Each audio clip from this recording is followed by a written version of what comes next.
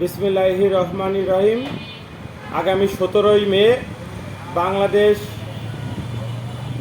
জাতীয়তাবাদী যুব দল, বাংলাদেশ জাতীয়তাবাদী স্বেচ্ছাসেবক দল, বাংলাদেশ জাতীয়তাবাদী ছাত্রদল কর্তৃক আয়োজিত তারুণ্যের অধিকার প্রতিষ্ঠার সমাবেশ খুলনা বিভাগ এবং বরিশাল বিভাগীয় সমাবেশ সফল করার লক্ষ্যে ইতিমধ্যে খুলনার রাজপথের ত্যাগী নেতাকর্মীরা ব্যাপক প্রস্তুতি সম্পন্ন করেছে।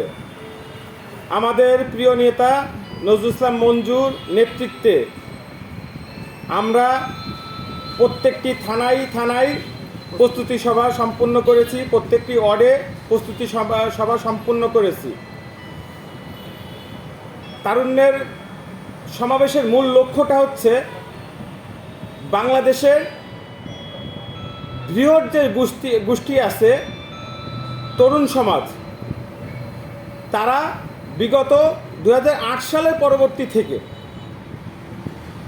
2025 সাল পর্যন্ত তাদের ন্যায্য দাবি, বিশেষ করে তাদের যে ভোটাধিকার প্রয়োগ, সেটা করতে পারিনি। 2008 সালের পরের থেকে বাংলাদেশে কোনো সুষ্ঠু ধারার নির্বাচন অনুষ্ঠিত হয়নি।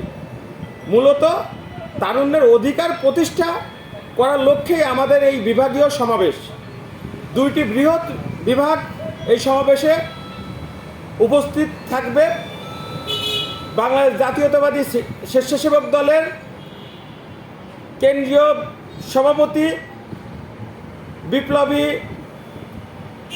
জননেতা জনাব এস.এম. জিলানী ভাই এবং রাজপথের আরেক লড়াকু সৈনিক, ছাত্রদলের সোনালী অতীত, ছাত্রদলের সাবেক সফল সভাপতি রাজীব হাসান ভাই, এছাড়াও বাংলাদেশ জাতীয়তাবাদী যুব দল, বাংলাদেশ জাতীয়তাবাদী ছাত্রদলের সভাপতি সাধারণ সম্পাদক বৃন্দ উপস্থিত থাকবেন। আমাদের বাংলাদেশ জাতীয়তাবাদী দল খুলনা মহানগরের সাবেক নেতৃবৃন্দ আমাদেরকে সার্বক্ষণিক দিক নির্দেশনা এবং সহযোগিতার মাধ্যমে আমাদের রাজপথের স্বেচ্ছাসেবক দলকে সর্ববৃহৎ মিছিল যাতে আমরা করতে পারি সেভাবে সহযোগিতা করতেছে। সার্বক্ষণিক প্রস্তুতি সভার আমাদের সিনিয়র নেতৃবৃন্দ আমাদের সহযোগিতা করতেছে।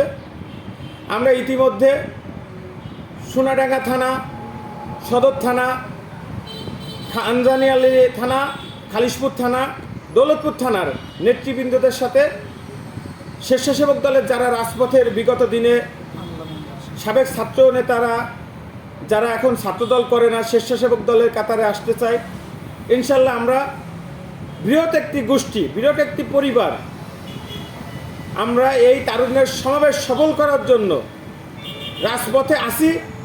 বিগত দিনে আন্দোলন সংগ্রামে আমরা রাজপথে, এই খুলনার রাজপথে নিজের তাজা রক্ত বিলিয়ে দিয়েছি, সর্বোচ্চ মামলার শিকার হয়েছি, হামলার শিকার হয়েছি, আমাদের অনেক সহযোদ্ধা গুমের শিকার হয়েছে।